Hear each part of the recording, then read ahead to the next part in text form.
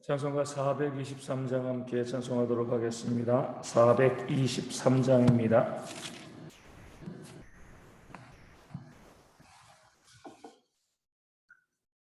찬송가 423장 함께 찬송합니다. 423장입니다.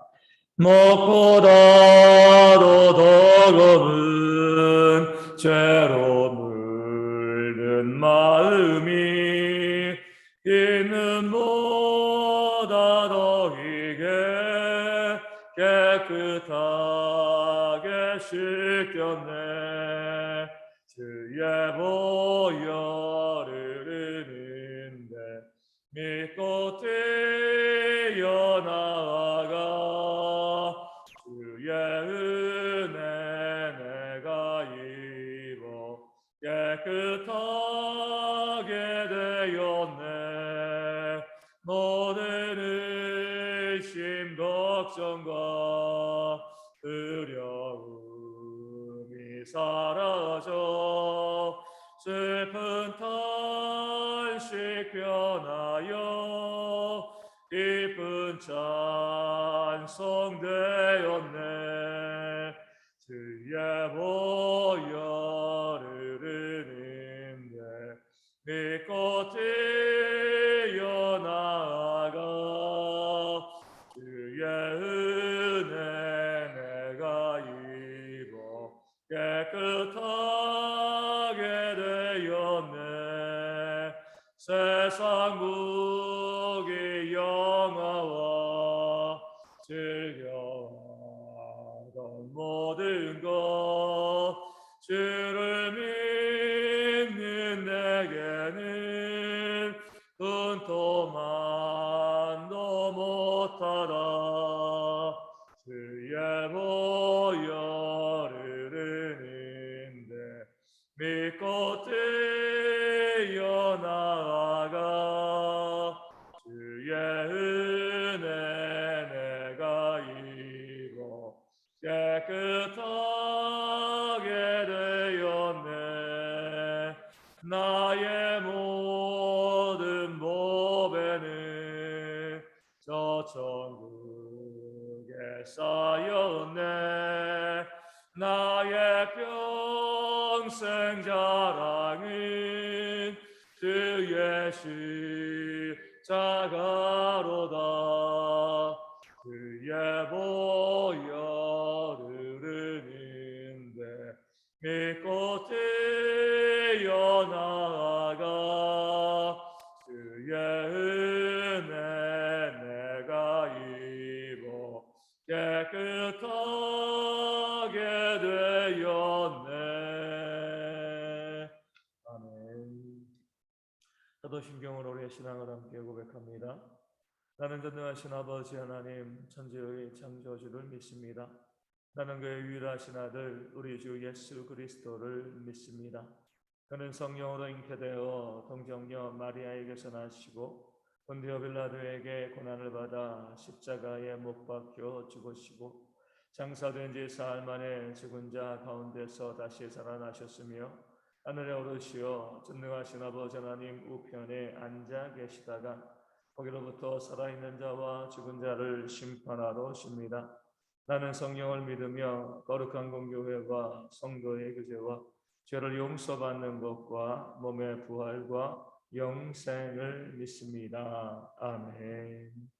마태복음 6장 1절에서 4절까지의 말씀입니다. 마태복음 6장 1절에서 4절까지의 말씀. 제가 말씀을 읽어드리겠습니다.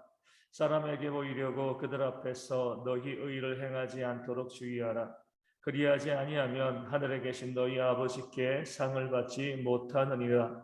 그러므로 구제할 때에 외식하는 자가 사람에게서 영광을 받으려고 회당과 거리에서 하는 것 같이 너희 앞에 나팔을 불지 말라. 진실로 너희에게 이르노니 그들은 자기 상을 이미 받았느니라. 너는 구제할 때에 오른손이 하는 것을 왼손이 모르게 하여 내 구제함이 은밀하게 하라. 은밀한 중에 보시는 너희 아버지께서 갚으시리라. 아멘. 예수님께서 가장 미워하시는 죄가 바로 외식하는 거죠. 그래서 마태복음 23장에 보면 화 있을진저 너희 외식하는 자들아, 7번이나 주님께서 그들을 또 정죄하시고 그 외식에 대해서 이 비난하시고 말씀하셨던 그런 모습을 우리가 볼 수가 있게 되어집니다. 외식이라는 것은요, 이 겉과 속이 다른 거죠. 말과 행동이 일치하지 않는 겁니다. 그러니까 자기의 영광을 구하는 거예요. 하나님께서 마땅히 하나님께 돌아가야 될 그 영광을 구하지 않고 내 모습을 드러내고 나를 자랑해서 나 이런 사람이다라고 이야기하면서 거룩한 일을 하는 것처럼 하지만 실제로는 뭐죠? 자기의 영광을 구하는 것이기 때문에 이런 자들은요, 교회를 무너뜨리는 그런 죄를 범할 수밖에 없습니다. 예수님께서는 오늘 말씀을 통하여서 외식하는 대표적인 예로 구제를 드십니다. 이 바리새인들이 구제할 때 구제하는 것 자체가 나쁜 게 아니잖아요. 남들 봤을 때 야, 선한 일이다, 좋은 일이다 이렇게 이제 인정받을 수 있는 그런 일이 되어지는데 무엇이 문제냐면 구제할 때요, 많은 사람들이 모이는 곳에서 나팔을 불면서 구제를 했습니다. 나팔을 불어서 무엇인가 필요한 사람들을 모으는 거죠. 뭐가 잘못됐어? 내가 그 어려운 이웃들 내가 여기서 구제하려고 하는데 그 사람들을 모으기 위해서는 나팔을 부는 게 제일 좋은 길이잖아. 이렇게 이야기하면서 그 나팔 부는 것도 정당화하고요. 나팔을 크게 불어서 사람들에게 주목을 끌게 하고요. 이목을 끌게 하고 난 다음에 사람들 보는 가운데서 자기의 물질을 어려운 사람들에게 나누어 주는 겁니다. 물론 나누어주는 것 자체 참 귀한 일이죠. 하지만 그 가장 중요한 목적은 어려운 이웃을 구제하는 것이 아니고 뭐예요? 내 자신을 높이고요. 나 이런 사람이다. 나를 자랑하기 위한 것이기 때문에 예수님께서 말씀하십니다. 너희는 그것이 목적이기 때문에 너희 상은 받았다. 너희 목적은 이뤘다. 사람들이 너희를 칭찬하잖아. 그것을 위해서 너희가 했으니까. 하지만 하나님께 너희가 받을 상은 아무것도 없어. 그것을 위해서는 수고하지 않았기 때문이다. 그렇게 외식하는 자들에 대해서 그들의 외식이 하나님의 영광을 가로채고 자기의 유익을 구하는 것이라는 사실을 말씀하신 것이죠. 우리 주님께서 외식에 대해서 말씀하실 때에 아주 정말 선명하게 말씀하신 것이 그들은 회칠한 무덤과 같다 이렇게 말씀하셨습니다. 우리 회를 보면 하얗잖아요. 겉을 칠해보면 너무나 깨끗하고 너무나 좋아 보이지만 무덤이잖아요. 그 회 안에는 회칠한 그 무덤 안에 뭐가 있죠? 썩는 시체가 있는 겁니다. 겉으로 보기에 겉모습을 가장하고 멋있게 거룩하게 경건하게 자기의 모습을 보이지만 그 속에는 탐욕이 있기 때문에 죽는 것이 있기 때문에 그 외식하는 자들은요, 하나님의 교회를 세워가는데 또 교회를 개혁하는 데 있어서 가장 큰 문제, 가장 큰 적이 되어지는 겁니다. 그러하기 때문에 예수님께서는요, 외식을 경고하고 또 외식하는 자들을 사용하지 않으십니다. 그러면서 봤을 때 우리 주님께서 왜 베드로를 제자로 삼으셨는가? 특별히 그 베드로를 그 많은 제자 가운데 그 수제자로 삼으셨는가? 조금 이해할 수가 있습니다. 12명의 제자 중에서 솔직히 말하면 가장 무식했거든요. 웬만하면 유식한 사람들 제자로 세우잖아요. 12명 다 많이 배우지 못했지만 그래도 그 중에서 가장 무식한 사람이 바로 베드로였습니다. 흔히 말한 단순하고 무식한 그런 캐릭터를 가지고 있는 것이 바로 베드로였어요. 그런데도 예수님께서는요, 그 베드로를 귀하게 여기시고요, 그를 제자로 삼으시고 함께하였습니다. 우리 사역을 보면 얼마나 베드로가 참 우리 복음서에서 무식하고 어리석은 모습을 많이 보였는가 볼 수가 있습니다. 우리 다혈질이잖아요. 자기 속에 있는 것을 감추지 못해요. 사람들에게 상처 주는 말도 때로는 많이 합니다. 하지만 그 속에 거짓은 없어요. 부족하고 약한 점이 참 많이 있고 그런 모습이지만 무식한 모습도 있지만 순수하고요, 또 순박한 그 모습이 베드로 가운데 있었습니다. 무식한 것은요, 하나님의 도우심으로 유식해질 수 있습니다. 못 배운 것은요, 하나님의 도우심으로 얼마든지 지혜롭게 되어질 수가 있습니다. 우리 나중에 베드로가 기록한 베드로 전후서의 말씀을 통해서 보면 얼마나 베드로가 많이 변화되었는가, 얼마나 성숙했는가 우리가 볼 수가 있게 되어집니다. 하지만 성품은 잘 안 변하죠. 그 성품은 끝까지 죽을 때까지 가지고 가는 경우들이 많아요. 그렇게 많이 변화되어지고 성숙했음에도 불구하고 베드로는요, 끝까지 어때요? 순수한 모습, 정직한 모습, 겉과 속이 일치하는 그런 모습을 잃어버리지 않았습니다. 그렇게 베드로가 외식하지 않는 자였기 때문에 예수님께서는요, 그 베드로를 귀하게 여기시고 교회에 그 반석으로 기둥으로 세우시는 그런 말씀도 그에게 주신 겁니다. 그를 통해서 교회를 개혁해 나가시는 거죠. 이 베드로와 정반대 지점에 있는 사람이 바로 가룟 유다입니다. 외식하는 자였어요. 겉으로 보기에는 좀 유식해 보였습니다. 그 12명의 제자 중에서 가장 똑똑하고 또 능력이 있기 때문에 회계, 돈 맡은 자가 되어진 거거든요. 아마 사람들이 봤을 때는 왜 예수님께서 베드로를 높이시고 또 가룟 유다는 좀 낮추시는가? 가룟 유다가 베드로보다 더 수제자가 되어야 하는 게 아닌가? 똑똑한데 저런 사람을 제자로 두어야지 예수님께 유익할 텐데 이렇게 이야기하는 사람들도 있었을 겁니다. 결정적으로 예수님께서 그 가룟 유다를 좋게 보지 않으신 이유는요, 외식하는 자였기 때문에 그렇습니다. 겉으로는 주님을 따라다니면서 또 거룩하게 또 유식하게 많은 것을 아는 것처럼 보였지만 실제로는 뭐예요? 그 돈계를 맡은 자로서 도둑질하는 자였습니다. 주님의 장사되기 이전에 한 여인이 예수님께 와서 향유를 그 발에 뿌리고요, 예수님의 장사를 준비하고 예비했죠. 그럴 때 가룟 유다가 중심이 돼서 그 여인을 뭐라고 비난했습니까? 그 비싼 향유를 만약에 팔아서 우리에게 주었으면 그 돈으로 가난한 사람들을 얼마나 많이 구제할 수 있었을 텐데 참 안타깝다, 이렇게 이야기했습니다. 그 여인을 비난한 거죠. 하지만 정말 이 가룟 유다가 구제에 대한 마음을 가지고 있었던 것은 아니죠.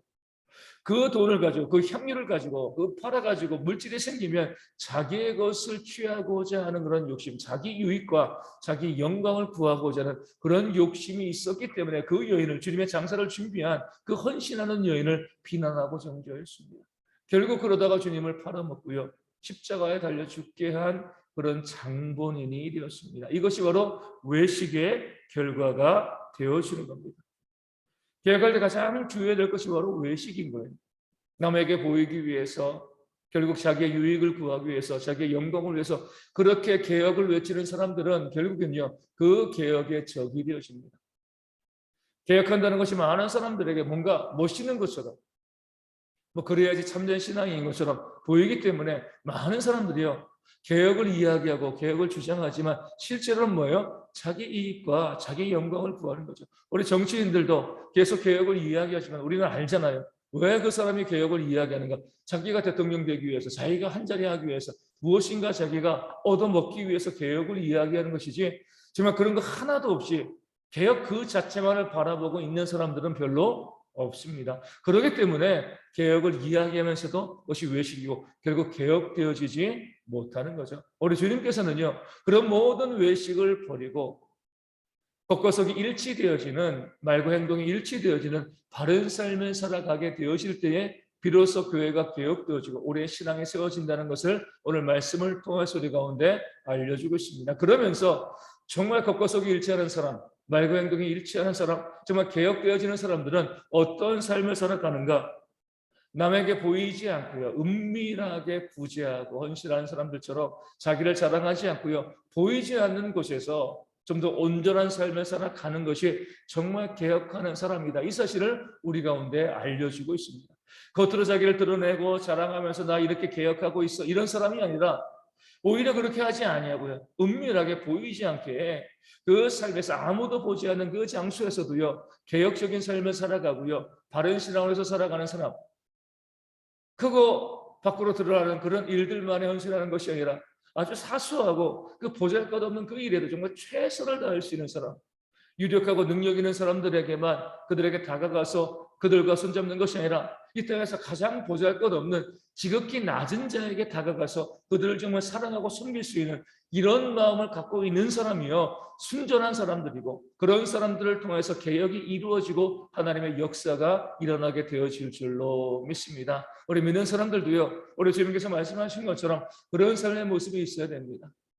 크고 화려하고요, 남들에게 보여주고 나를 자랑할 수 있는 이런 일들에 나를 두는 것이 아니라 아무도 관심 가지지 않고요, 아무도 신경 쓰지 않는, 때로 너무나 냄새나고 그 더러운 일에 묵묵히 헌신할 수 있고요, 아무도 관심 가지지 않고 아무도 돌보지 않는 그런 어려운 이웃들에게, 소외받은 자들에게 다가가서 그들을 섬기고요, 그들을 사랑하고 그들과 함께 삶을 나눌 수 있는 그런 모습이 있어야지 우리의 삶도 개혁되어지고 우리의 신앙도 발전하고요, 하나님의 교회도, 우리 교회도 온전히 개혁되어질 줄로 믿습니다. 그런 아름다운 신앙이 우리 가운데 있어서 2022년 크고 화려한 일에 집중하는 것이 아니라 자꾸 보잘것없는 일에 헌신할 수 있는 아름다운 신앙이 우리 모두 가운데 있도록, 그 모습으로 교회가 더욱더 은혜 가운데 부흥할 수 있도록 열심히 함께 기도해 주시면 감사하겠습니다. 네, 시간이 빨리 지나가고 있습니다. 우리가 하루하루 매일매일 소중하게 여기고요, 늘 하나님께 기도하고 간구하는 그런 삶이, 그런 헌신이 있도록 기도해 주시고, 우리 코로나19가 속히 사라져서 모든 모임들과 또 모든 교제가 회복되어지는 그런 올해가 되어질 수 있도록 기도하여 주시고, 또 우리 가운데 또 육신의 질병으로 힘들어하는 성도들이 있습니다. 우리 서문재 안수 집사님 속히 모든 질병 가운데 깨끗이 나음받을 수 있도록 우리 조선욱 교수님과 우리 박문산 사모님도 후유증과 전이와 재발 발생하지 않고요, 건강하게 헌신할 수 있도록, 우리 이재영 형제 손가락 다친 것 아주 깨끗하게 다 회복되어 줄 수 있도록 또 위하여 기도하시고, 우리 주변에 있는 아픈 분들을 위하여서 또 있는 문제들과 또 경제 회복을 위해서도 열심히 함께 기도해 주시면 감사하겠습니다. 주기도문 하시겠습니다. 하늘에 계신 우리 아버지, 아버지의 이름을 거룩하게 하시며 아버지의 나라가 오게 하시며 아버지의 뜻이 하늘에서와 같이 땅에서도 이루어지게 하소서. 오늘 우리에게 일용할 양식을 주시고 우리가 우리에게 잘못한 사람을 용서하여 준 것 같이 우리 죄를 용서하여 주시고 우리를 시험에 빠지지 않게 하시고 악에서 구하소서. 나라와 권능과 영광이 영원히 아버지의 것입니다. 아멘. 기도하겠습니다.